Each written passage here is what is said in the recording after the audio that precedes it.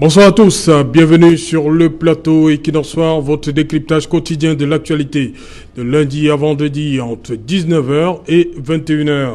Vendredi 12 juin, et ce, pour la deuxième fois de son histoire, le Parlement camerounais se réunira en congrès. À la demande du président de la République, les deux chambres vont se réunir pour recevoir le serment d'un membre du Conseil constitutionnel, le professeur Joseph Orona, nommé par décret présidentiel le 15 avril 2020. Ceci en conformité avec l'article 14, alinéa 4 de la loi fondamentale. À côté de cela, cette session de juin sera également consacrée à l'examen des textes législatifs, dont l'ordonnance modifiant la loi des finances, l'accueil de nouveaux députés bénéficiant de l'incompatibilité du mandat de député avec certaines fonctions. Mais pour l'opposition non représentée au Parlement, les enjeux sont énormes et ailleurs.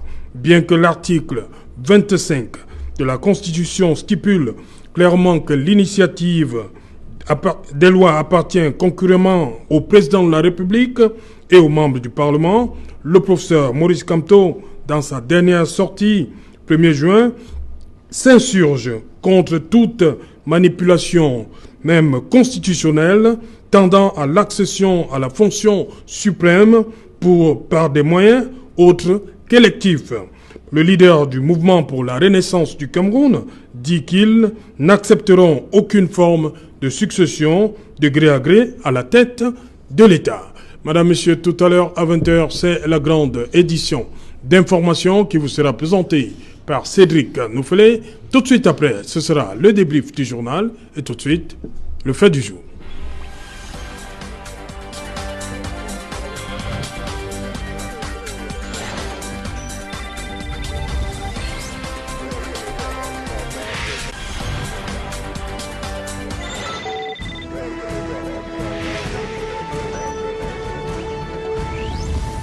Et session de juin, pourquoi elle cristallise tant les attentions pour essayer de répondre à cette question.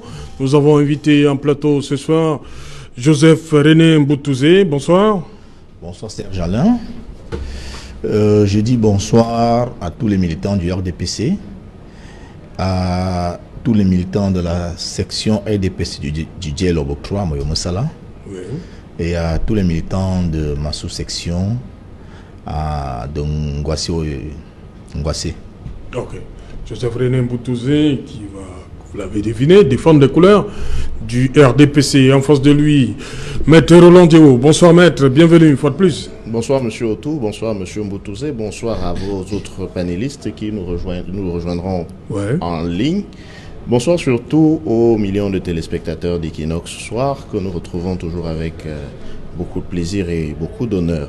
J'aimerais avoir une pensée ce soir pour la famille du journaliste défunt Samuel Ouazizi et une pensée émue pour toutes les autres personnes qui croupissent injustement dans nos prisons. Vous avez le cas de Paul Chouta, mais vous avez surtout le cas de 15 de nos camarades qui sont encore détenus dans diverses prisons du Cameroun, au rang desquels notre premier vice-président, qui a un courage qui est légendaire, M. Mamadou Mouta, M. Sylvanus Moutaga et tous les autres, à qui j'aimerais à nouveau adresser mes encouragements et mon soutien indéfectible. Voilà, je reste avec vous. Je rappelle que Maître Roland Diéwo est sur ce plateau pour représenter le MRC et les alliés, tous les alliés, c'est bien cela? Tout à fait. La précision vaut toujours la peine. Parce que nous ne sommes pas dans un combat. Oui. Nous ne sommes pas seuls dans ce combat, évidemment. Sur le plan formel, il y a effectivement une alliance qui a été nouée, d'ailleurs qui était nouée au moment de l'élection présidentielle, mais qui s'est poursuivie par la suite et qui a débouché sur la mise en place du plan national de résistance.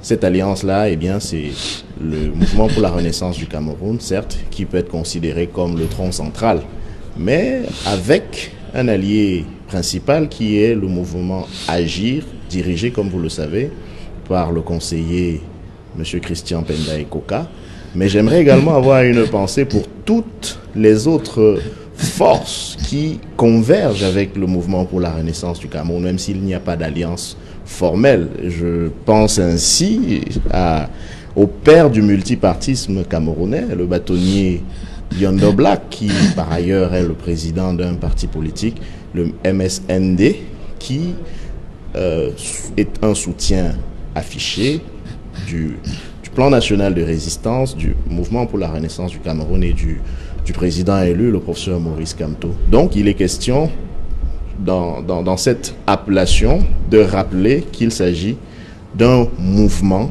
qui ne concerne pas que le mouvement pour la renaissance du Cameroun duquel nous sommes militants, mais toutes les autres forces qui convergent, qui ont une convergence de vues avec nous sur cette question-là, dans le souci de voir venir au Cameroun une société, une république nouvelle, le changement que nous attendons de tous nos vœux.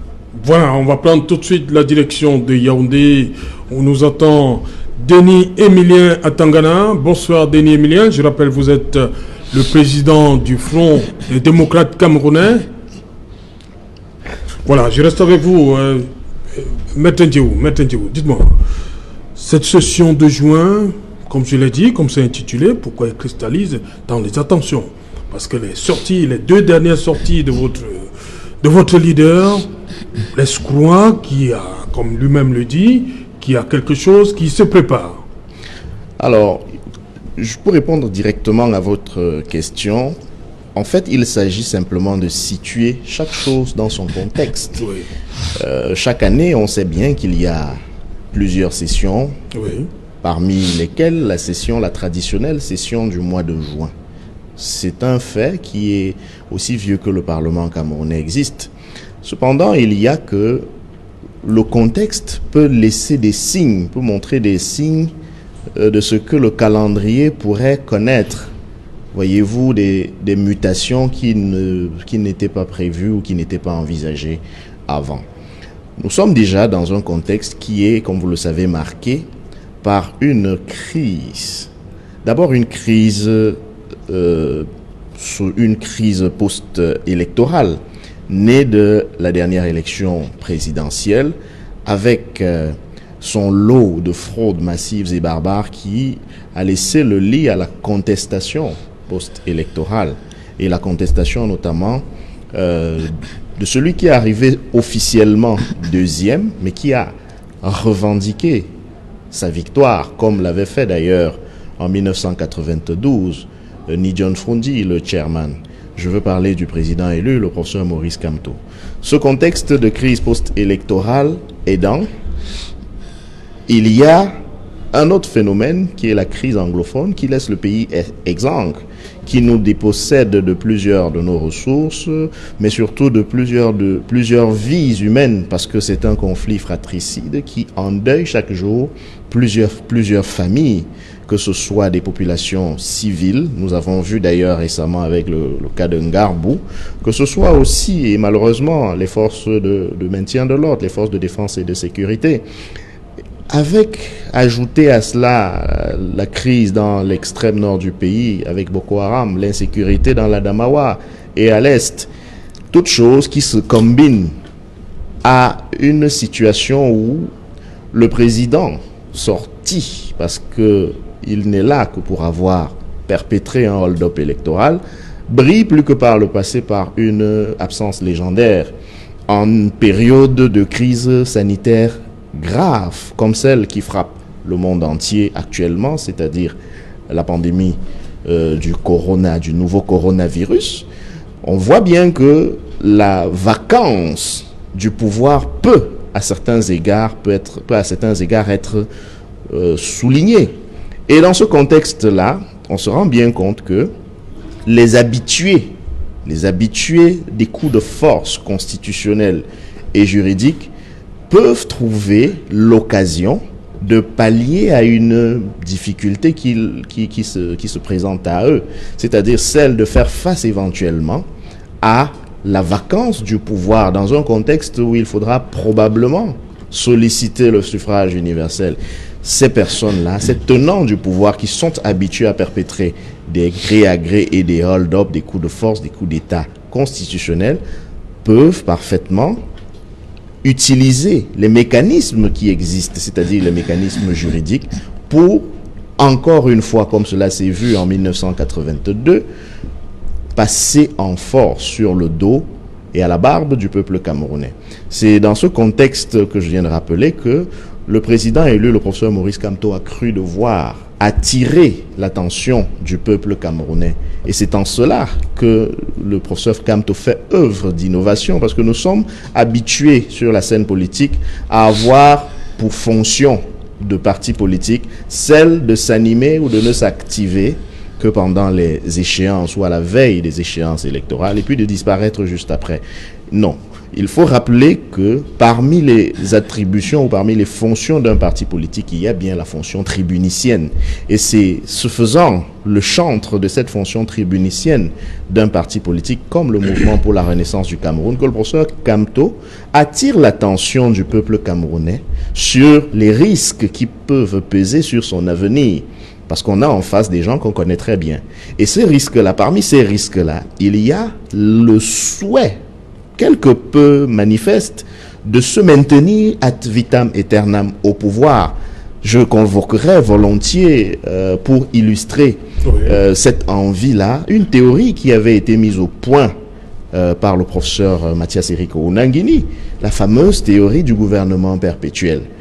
La théorie du gré à gré consiste effectivement à se maintenir perpétuellement au pouvoir. Quand on dit se maintenir perpétuellement au pouvoir, il ne s'agit pas forcément de la même personne, encore que la même personne empile déjà une quarantaine d'années à elle seule. Il s'agit de maintenir un système en place avec les mêmes règles, les mêmes attitudes, les mêmes principes, c'est-à-dire essentiellement le viol et le braquage des libertés publiques, de la démocratie et des droits fondamentaux. Voilà, merci. On va tout de suite prendre la direction de Yaoundé. Bonsoir, Denis Emilien Atangana. Je rappelle, vous êtes le président des démocrates, là. Parti des démocrates camerounais. Front des démocrates. De Front des démocrates camerounais. Bonsoir, Yaoundé.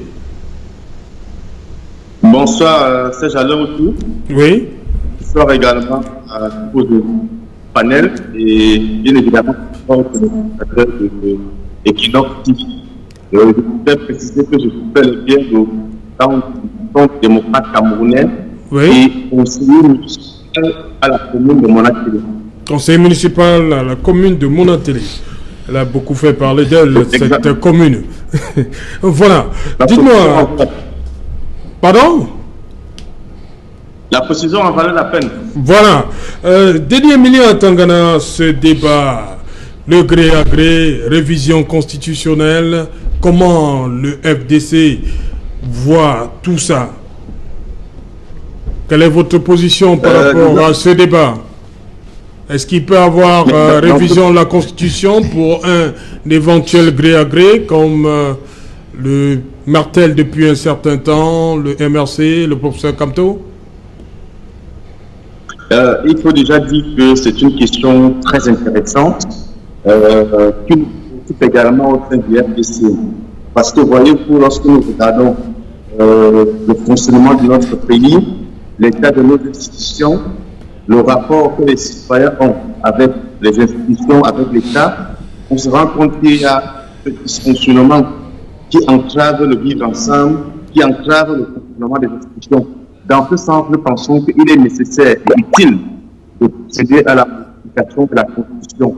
Parce que la Constitution n'est pas stable. La Constitution est vivante. La Constitution, lorsque il y a un besoin qui se ressent au niveau des aspirations et des préoccupations, il faut à un moment donné faire évoluer la Constitution. Et moi, je pense qu'il y a un débat important qui est celui qui est axé sur le code électoral. Il y a certains qui estiment qu'il faut revoir le code électoral, ce qui est d'ailleurs la position du FDC parce qu'il faut effectivement le revoir. Mais nous pensons que revoir le code électoral sans avoir au préalable modifié la Constitution, ce ne serait qu'un combat inutile. Il y a des dispositions dans la Constitution qui semblent nécessaires d'être revues. Selon nous, FDC, il y a par exemple le mandat du président de la République il faut revoir 5 ans au lieu de 7 ans.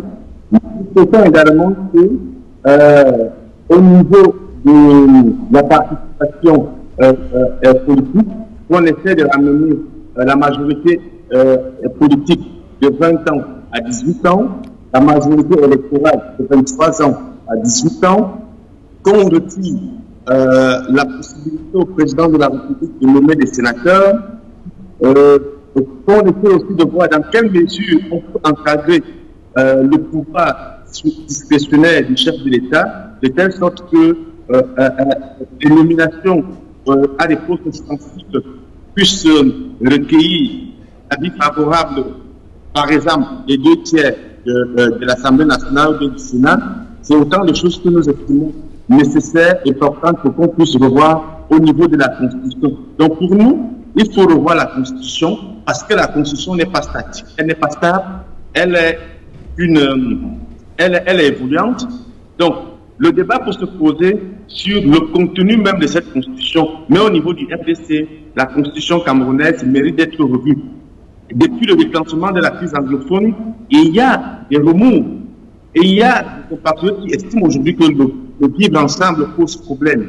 Le fonctionnement de nos institutions pose problème. Donc, à un moment donné, il faut revoir le contenu de ces institutions, il faut revoir la forme de l'État, et tout ça ne peut pas se faire sans au préalable modifier la Constitution. Donc, c'est pour ça que nous, au niveau du RDC, nous pensons qu'il est même en retard, parce que depuis que la Constitution de 1997 a été adoptée, bien qu'elle ait été revue en 2008 pour des aspects spécifiques, nous pensons que pour construire un vivre ensemble, pour créer la confiance entre les citoyens envers les institutions et l'État, cette Constitution-là mérite d'être revue. Et donc après, on pourra aborder la question du code électoral qui également nous préoccupe. Voilà, Joseph René Mbutouzé, révision de la Constitution pour le FDC, parce qu'il y a des éléments là qui sont un peu dépassés, qu'il faut adapter. Pour le MRC, pas de question. Et le MRC s'accroche sur la succession, surtout au sommet de l'État. C'est ça qui pose problème au MRC. Le RDPC, quelle est sa position? La Constitution doit-elle être retouchée? Ou bien on continue comme en l'état depuis celle de 96? Vous savez, Serge Alain, le RDPC, le gouvernement de la République, le président Paul Biya, ne travaille pas pour faire plaisir au MRC ou bien à tout autre parti politique. Il faut que cela soit bien entendu. Le président Paul Biya et son gouvernement travaillent pour le bien-être du peuple camerounais. Le président Paul Biya ne peut donc pas être jugé par le MRC et ses alliés, encore moins par d'autres partis politiques. Le seul juge, c'est le peuple camerounais. Et on évalue le niveau de satisfaction du peuple camerounais par le résultat qui sort des urnes au cours de l'élection, soit les élections locales, les élections législatives ou les élections présidentielles. Il est constant que depuis que le président Paul Biya est au pouvoir, le peuple lui a toujours garanti sa confiance. Le RDPC a toujours battu de plein fouet ses concurrents à toutes les élections législatives ou locales. Ça, ce sont les indicateurs qui montrent le degré de satisfaction du peuple vis-à-vis de la politique du renouveau. Donc vraiment, on ne peut pas s'attarder aux besoins ou aux fantasmes du RMC et des autres. Le rôle d'un parti politique, si les autres ne le savent pas, c'est de conquérir le pouvoir. Et une fois que le pouvoir est conquis, c'est de le garder, c'est de le maintenir. Maintenant, lorsque nous, comme actuellement, nous avons le pouvoir, notre devoir, c'est de le garder le plus longtemps possible. Si on peut me le garder jusqu'à l'infini, tant mieux. Et les autres en face doivent se battre pour le conquérir, pour le récupérer. Alors nous ne pouvons pas être dans une position de pouvoir et jouer le jeu de l'adversaire. si le MRC avait vraiment voulu changer la constitution, si le MRC avait voulu ne pas se retrouver dans une situation embarrassante où ils sont inquiets d'un gré à gré fantasmagorique, il aurait fallu que le MRC participe à la dernière élection législative. C'est à l'Assemblée nationale qu'on modifie les lois. Alors vous ne pouvez pas être un parti politique qui renonce à l'élection, qui doit envoyer vos membres dans la chambre où les lois se modifient, ou alors les lois se créent, et vous restez là à imaginer que ce soit les autres qui le fassent à votre place.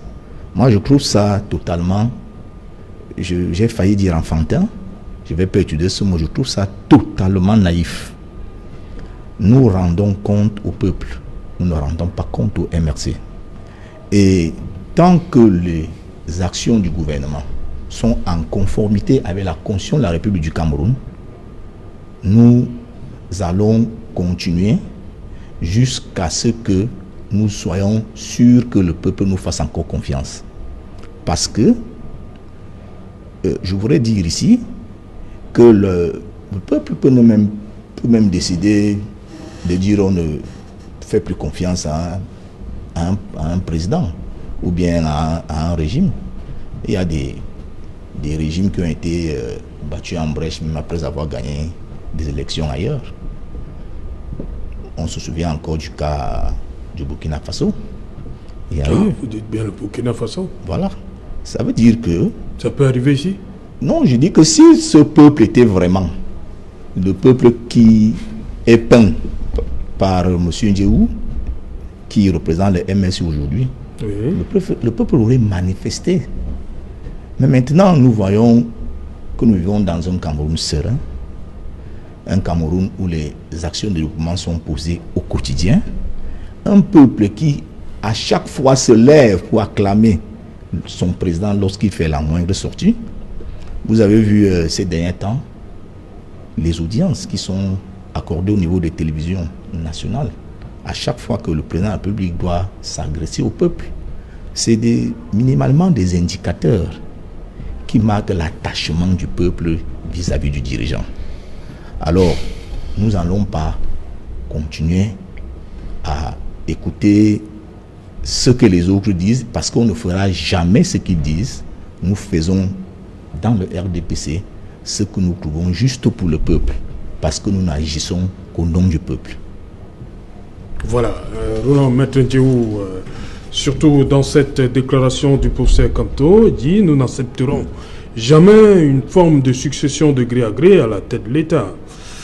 Comment, lorsqu'on voit bien l'article 25, l'initiative des lois appartient concurremment au président de la République, aux membres du Parlement. Aujourd'hui, le RDPC, c'est 157 députés à l'Assemblée nationale sur 180.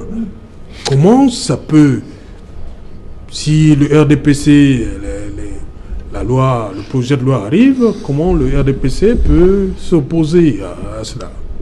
Je dois commencer par peut-être faire une petite précision à M. Mboutou. Oui. Je crois qu'il doit s'attacher à faire la différence entre plusieurs types de pouvoirs constituants. Il doit savoir qu'il y a le pouvoir constituant originel et le pouvoir constituant dérivé.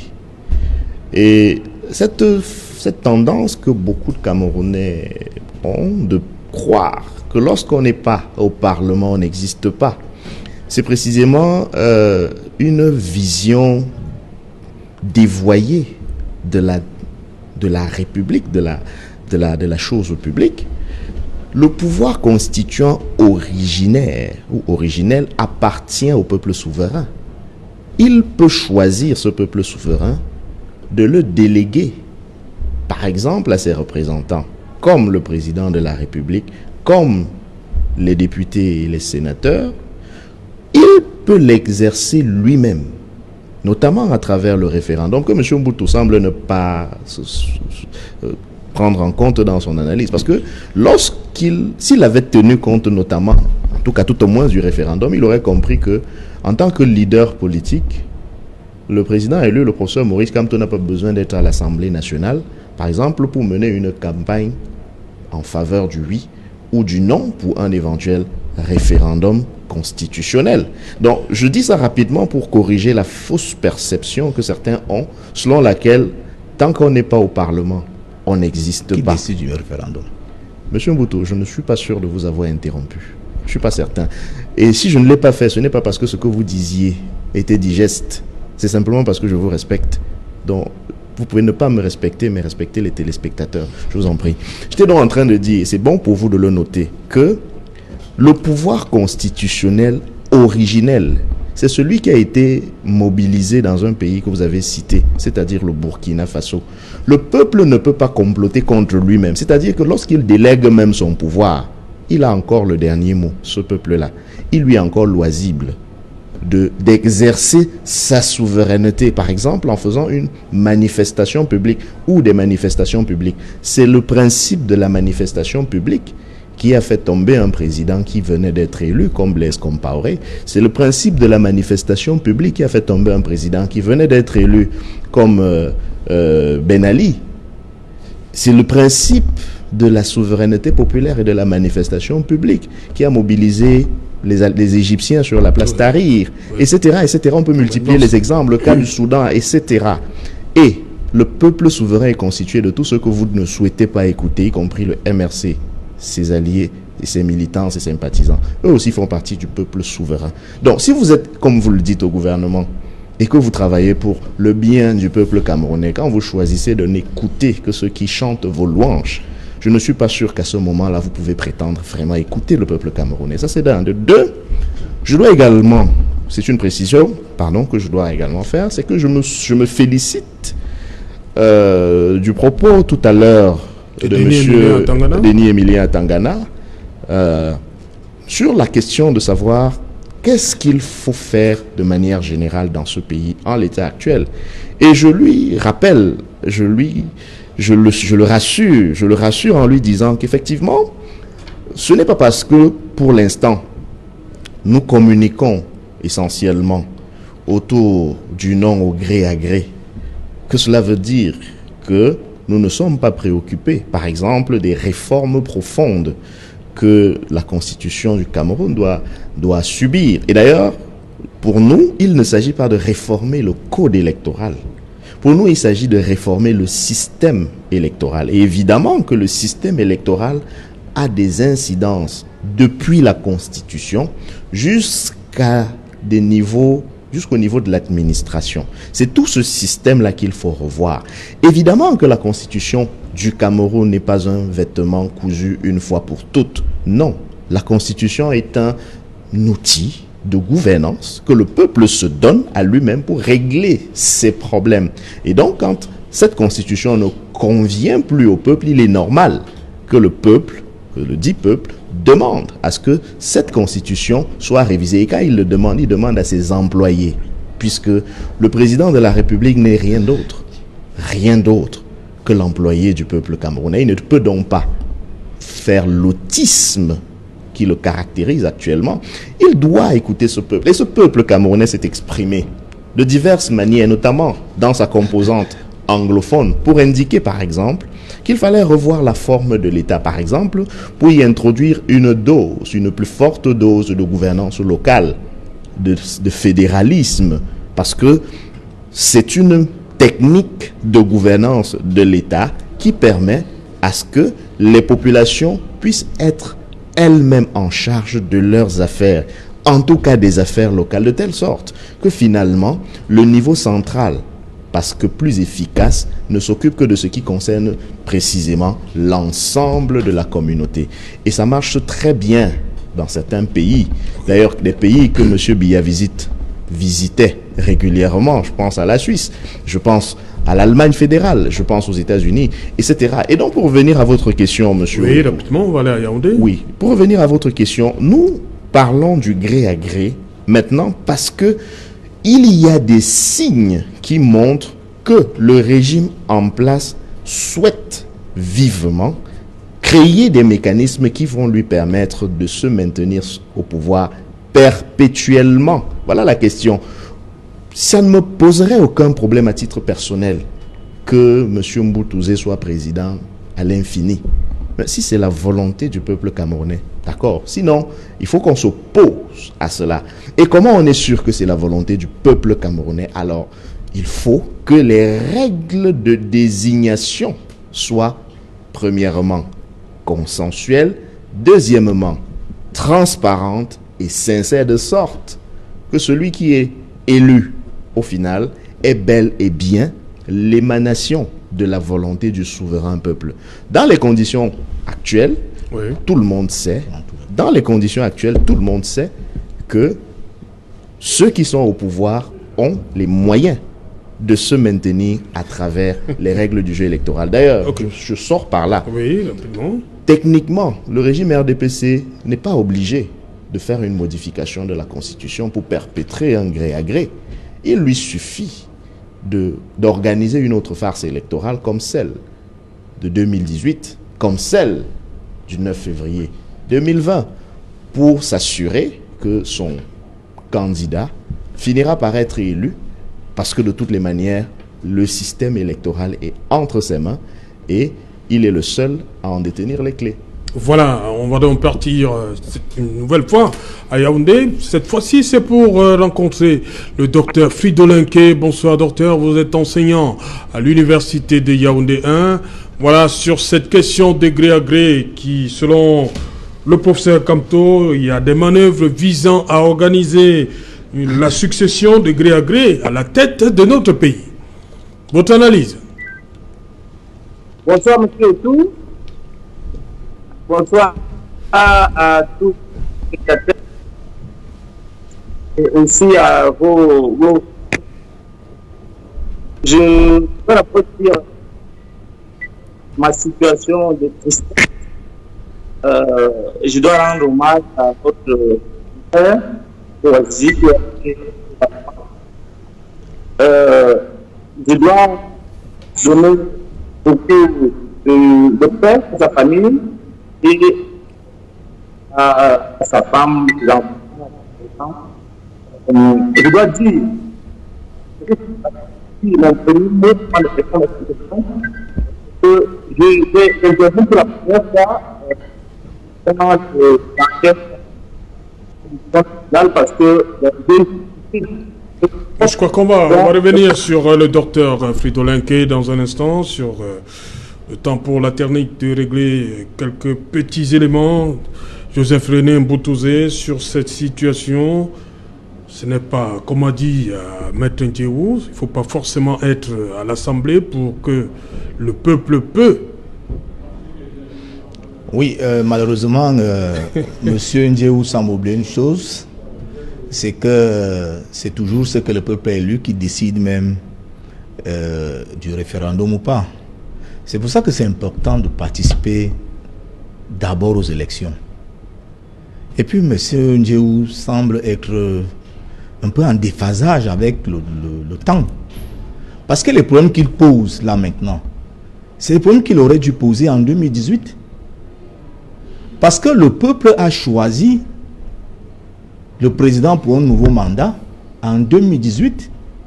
Et le peuple choisit donc le président sur la base d'un programme. Le président Paul Biya, comme il veut parler, par exemple, du fédéralisme, n'a nullement dit dans son programme que le Cameroun, il fera du Cameroun un État fédéral. Le président, dans son programme, a parlé d'un État unitaire décentralisé. Ça veut dire que ce peuple qui venait d'élire le président de la République pour un mandat de 7 ans, nous ne sommes qu'à la deuxième année encore, a bien choisi le président, sachant que au cours de ce mandat du président Paul Biya, on ne parlera pas du fédéralisme, mais on parlera de décentralisation.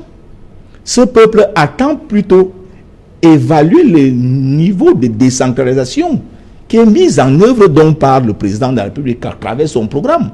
D'où sort-il qu'il nous parle encore d'un peuple qui aurait souhaité le fédéralisme? Il y a des partis politiques qui avaient pour programme en 2018 le fédéralisme.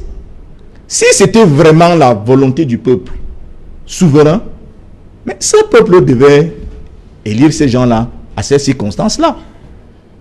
Comment ils veulent toujours ramener les Camerounais en 2018, à l'élection présidentielle de 2018? Cette élection est passée, le président de la République a étudié, il prend des décrets, il donne des orientations pour la vie de la nation, et il le fera pour 5 années encore. Vraiment, si vous ne vous dissociez pas de vos frustrations de l'élection 2018, ça sera très très difficile pour vous. Et c'est pour cela que vous voyez comment votre président MRC est devenu le MRC. Parce que tout à l'heure, il a dit que les sorties du président Kamto contribuaient à l'animation des partis politiques. Et la seule animation que nous entendons dans le MRC, ça ne vient que du président Kamto, de leur président. Je me demande si ce parti n'est pas suffisamment structuré pour pouvoir permettre à d'autres personnes de pouvoir prendre la parole. Je crois qu'il y a un responsable, une cellule de la communication dans ce parti. Parce que qu'ils viennent à faire des discours chaque semaine, ça dilue un peu son charisme de pouvoir diriger un parti d'opposition qui est au niveau où il pense dans l'air tel qu'il se trouve. Mais ça devient un peu banal parce que vulgaire. Mais c'est ça le problème. Il faut que M. Diou revienne en 2020. Nous sommes sortis depuis de l'élection présidentielle de 2018. Le peuple camerounais a élu le président Paul Biya sur la base d'un programme. Et c'est ce programme qui sera poursuivi jusqu'à la fin de la mandature, qu'ils attendent tranquillement 2025. Et puis, il y a peut-être des choses que je suis obligé de rappeler à Maître Diou. C'est que quand on est au pouvoir, on cherche toutes les stratégies pour continuer à se maintenir au pouvoir. Il fut un moment où le président Kamto était au pouvoir. À cette époque, il était alors ministre délégué du président Paul Biya. En 2008, il était parmi ceux qui ont apporté l'apport en industrie pour que la modification constitutionnelle de 2008 puisse avoir lieu. Il était d'accord que le président Paul Biya continue au pouvoir parce que lui-même il était au pouvoir.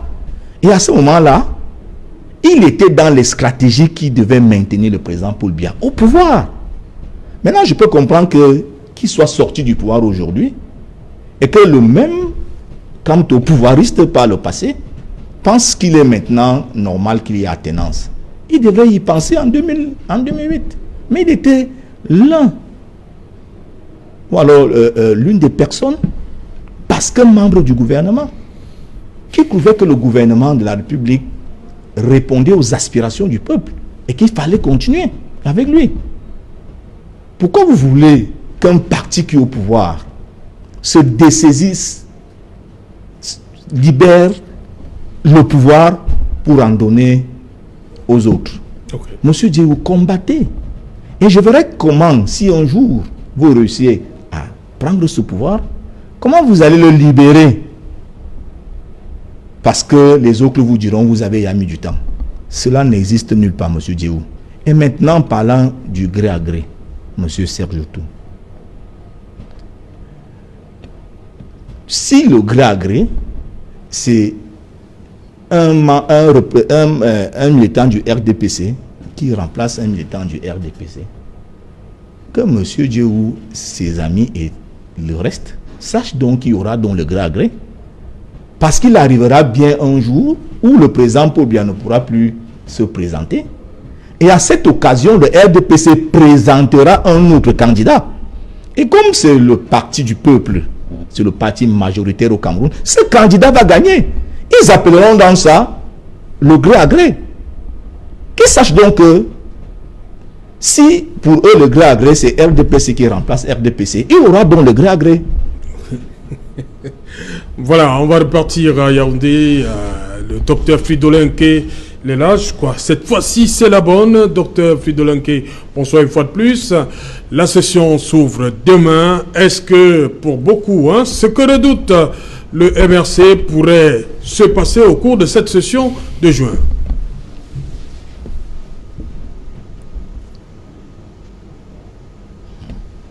Mon professeur.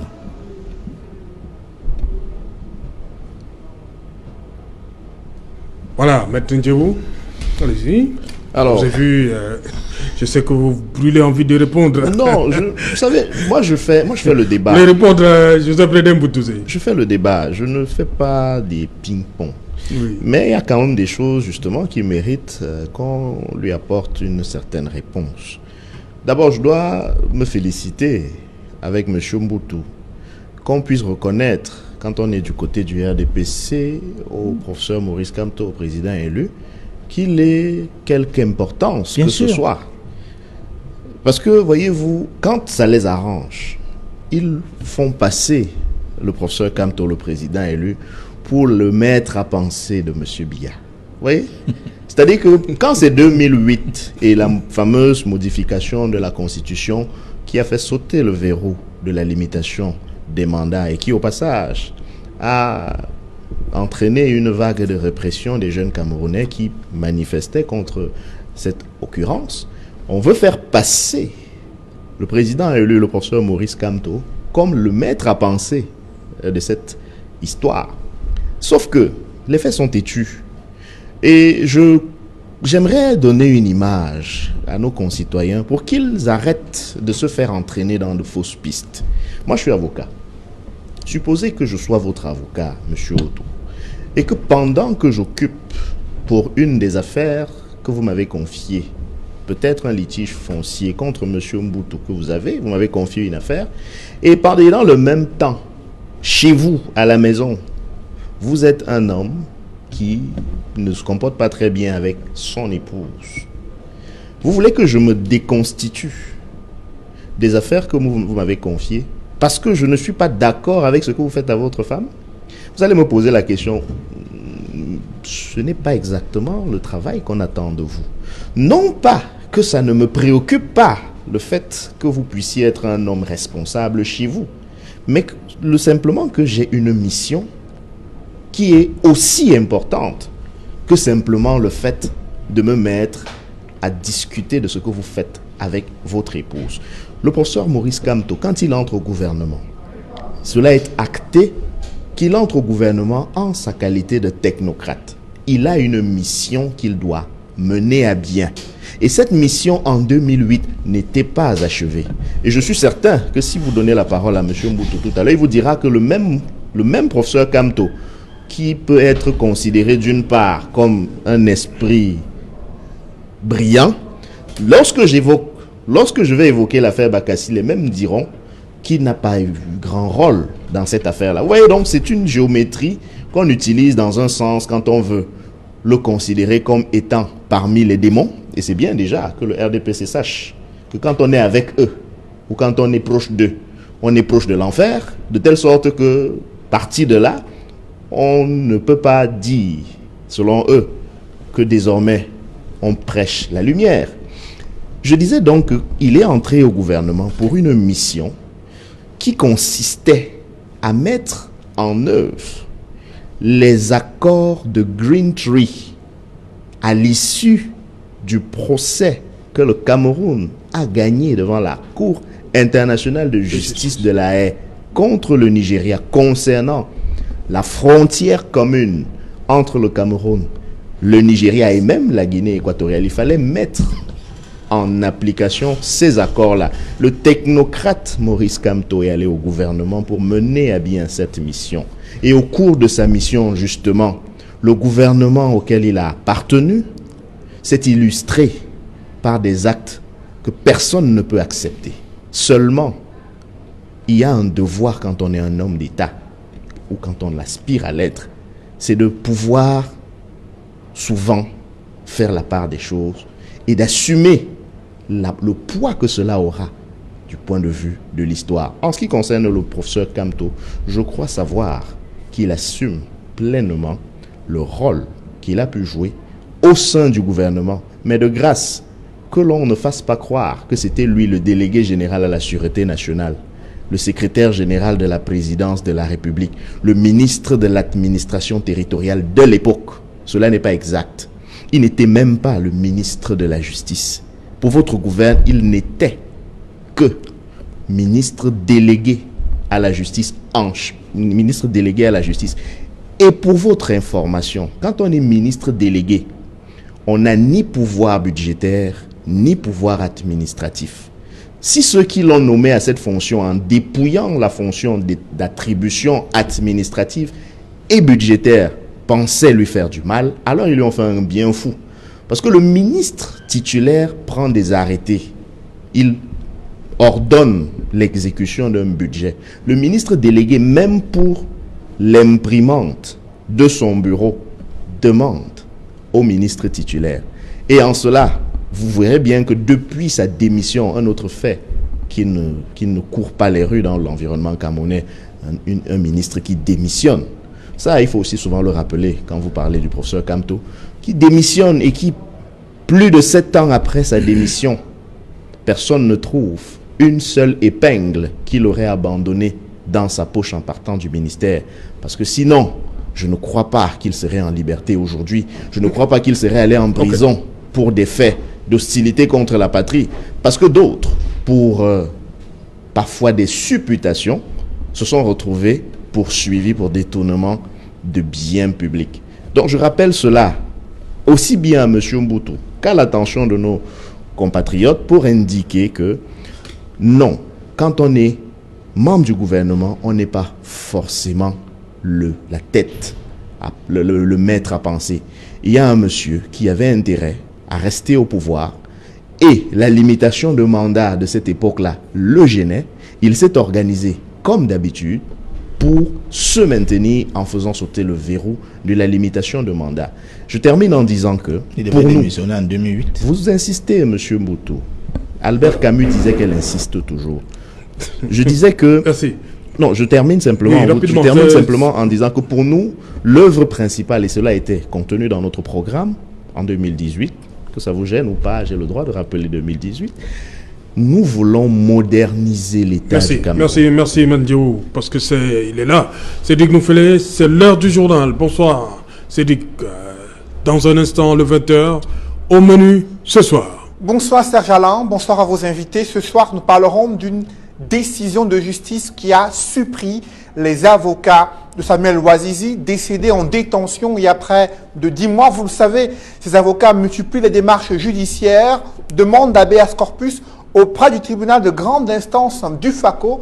À la surprise générale, le tribunal a rejeté leur demande, s'appuyant sur le fait que le journaliste en question était déjà décédé lorsque la demande a été introduite en novembre 2019. Vous suivrez dans ce journal la réaction des avocats de Samuel Ouazizi dans le journal de 20h et une mobilisation des journalistes pour dénoncer cette disparition brutale et tragique datant d'il y a près de 10 mois. Ils se sont mobilisés à travers plusieurs villes du Cameroun. Nous ferons le point dans le journal de 20h. Nous parlerons également de l'impact du Covid-19 sur les ménages. C'est une première, une étude de l'Institut national de la statistique qui révèle que les Camerounais voient leur niveau de vie se dégrader du fait de la crise sanitaire et son impact dans les entreprises. Près de 60% des entreprises ont renvoyé leurs employés, une question qui n'a pas encore été résolue par le gouvernement. Nous ferons également le point dans le journal de 20h. Ce soir, c'est un portrait de ce dirigeant africain qui est décédé des suites d'un arrêt cardiaque, Pierre Nkurunziza, qui s'était érigé en guide suprême du patriotisme. Il est décédé à l'âge de 55 ans. Tôt ce matin, dans son pays, il ne vivra pas l'arrivée d'un nouveau président à la tête du Burundi. Nous évoquerons son parcours et son troisième mandat controversé qui a créé une violente crise politique dans son pays. Nous en parlerons dans quelques instants. C'est Alain. Voilà, madame, monsieur, c'est dans la fin de cette première partie Equinox Soir. On se retrouve après le 20h de Cédric pour Equinox Soir. Deuxième partie, le temps du débrief, toujours en compagnie de nos invités à Douala et à Yaoundé. Place tout de suite dans au 20h de Cédric Noufélé et après le débrief du journal.